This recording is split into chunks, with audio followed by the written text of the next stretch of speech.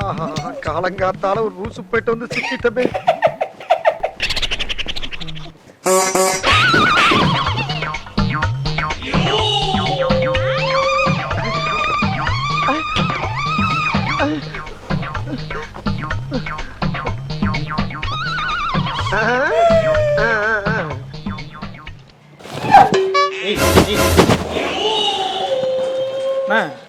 Pant okay, சட்டை மட்டும் வேற சைஸ். ப்ரோ யாரு ப்ரோ யாருவேன்? ஏன் என்னாச்சு? அந்த டக்கரை கொடுத்துக்கிறீங்க, மண்டையில அடிக்கிறீங்க, அங்க துறேன் அங்க துறேன், காதை பிடிச்சிக்கிறேன். யாருவேன்? இல்ல அப்படிலாம் பண்ண மாட்டானே தம்பி.